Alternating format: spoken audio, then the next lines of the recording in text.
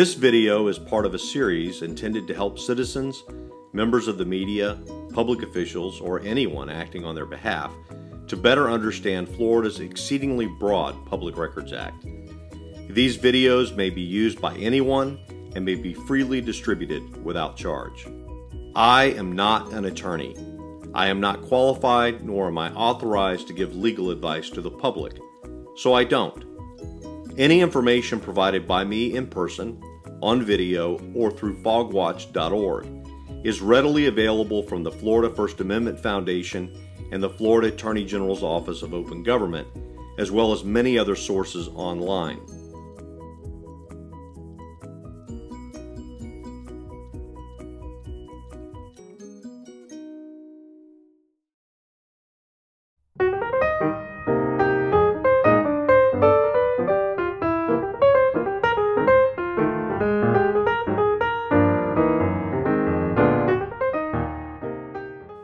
In 1974, the Town Council of Palm Beach created an ad hoc committee to make recommendations regarding zoning changes.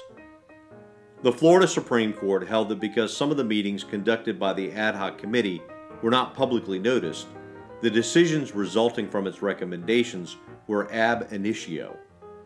While that case dealt specifically with Florida's sunshine laws, the principles enunciated by Florida's High Court are no less instructive with respect to Florida's public records laws.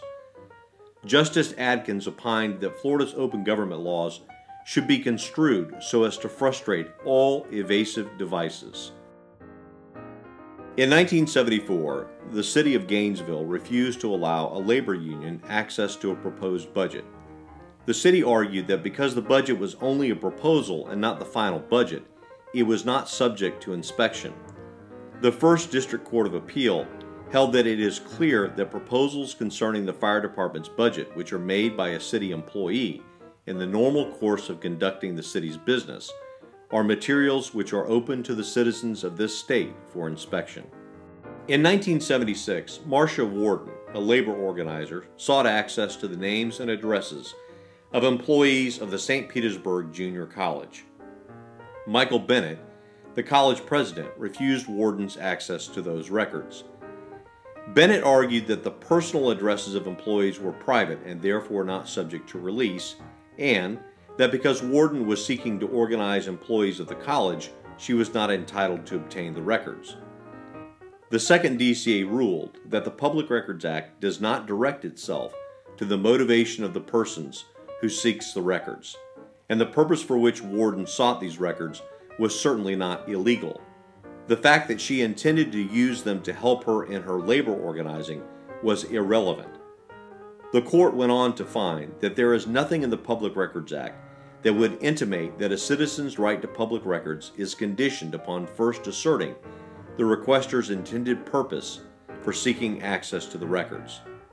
The court further rejected the proposition that because the records sought by Warden may have been available from other sources, that Bennett was absolved from his ministerial duty to make records available upon request.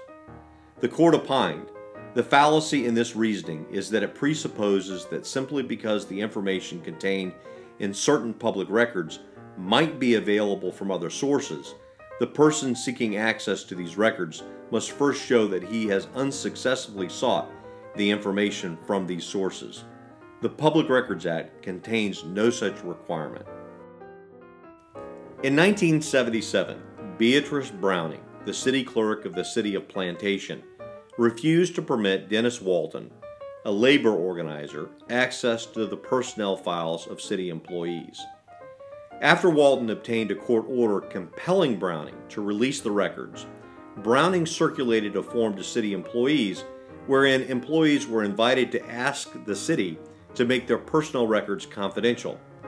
The Fourth DCA held that the appellant seeks to have this court judicially engraft the self-imposed exemption to the Public Records Act. This we cannot do. The purpose of this statute was to open the records so that the citizens could discover what their government was doing. If we were to allow such exemption, before long, the imposition of that exemption might well become a condition of employment. This would plainly thwart the purpose of the statute. A trash collector with knowledge of wrongdoing in the trash department is more likely to reveal what he knows to an investigator in the privacy of his own Florida room than he is under the watchful eye of his foreman at the trash department's offices.